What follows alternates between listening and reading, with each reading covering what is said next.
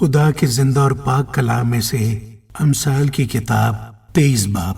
جب تو حاکم کے ساتھ کھانے بیٹھے تو خوب غور کر کہ تیرے سامنے کون ہے۔ اگر تو کھاؤ ہے تو اپنے گلے پر چھری رکھ دے۔ اس کے مزیدار کھانوں کی تمنا نہ کر، کیونکہ وہ دغا بازی کا کھانا ہے۔ مالدار ہونے کے لیے پریشان نہ ہو، اپنی اس دانش مندی سے باز آ۔ کیا تو اس چیز پر آنکھ لگائے گا جو ہے ہی نہیں؟ کیونکہ دولت یقیناً عقاب کی طرح پر لگا کر آسمان کی طرف اڑ جاتی ہے۔ تو تنگ چشم کی روٹی نہ کھا اور اس کے مزیدار کھانوں کی تمنا نہ کر، کیونکہ جیسے اس کے دل کے اندیشے ہیں وہ ویسا ہی ہے۔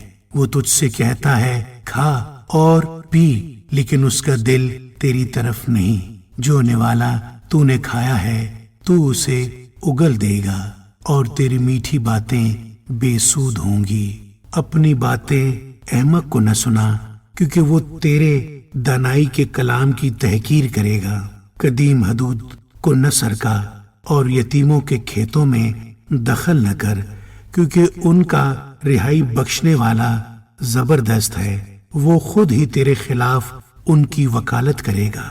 تربیت پر دل لگا اور علم کی باتیں سن۔ لڑکے سے تادیب کو دریغ نہ کر۔ اگر تو اسے چھڑی سے مارے گا تو وہ مر نہ جائے گا۔ تو اسے چھڑی سے مارے گا اور اس کی جان کو پاتال سے بچائے گا۔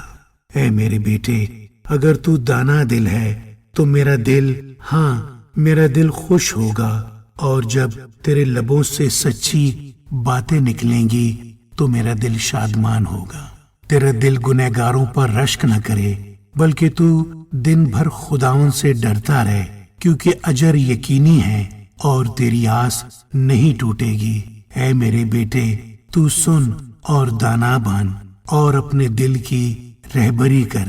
تو شرابیوں میں شامل نہ ہو اور نہ حریص کبابیوں میں، کیونکہ شرابی اور کھاؤ کنگال ہو جائیں گے اور نیند ان کو چیتھڑے پہنائے گی۔ اپنے باپ کا جس سے تو پیدا ہوا شنوا ہو، اور اپنی ماں کو اس کے بڑھاپے میں حقیر نہ جان۔ سچائی کو مول لے اور اسے بیچ نہ ڈال، حکمت اور تربیت اور فہم کو بھی۔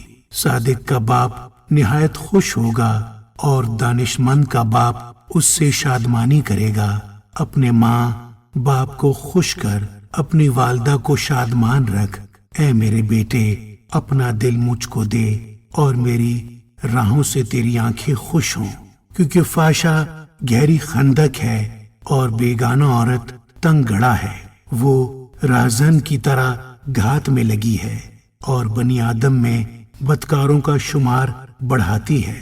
کون افسوس کرتا ہے، کون غم زدہ ہے، کون جھگڑالو ہے، کون شاکی ہے، کون بے سبب گھائل ہے، اور کس کی آنکھوں میں سرخی ہے؟ وہی جو دیر تک مے نوشی کرتے ہیں، وہی جو ملائی ہوئی مے کی تلاش میں رہتے ہیں۔ جب مے لال لال ہو، جب اس کا عکس جام پر پڑے، اور جب وہ روانی کے ساتھ نیچے اترے تو اس پر نظر نہ کر، کیونکہ انجام کار وہ سام کی طرح کاٹتی اور افیل کی طرح ڈس جاتی ہے۔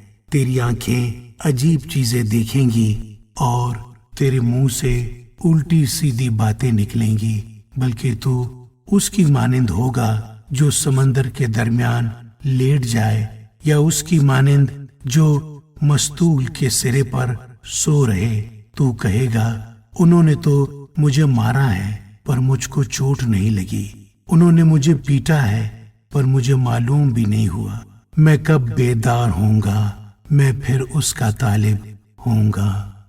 آمین۔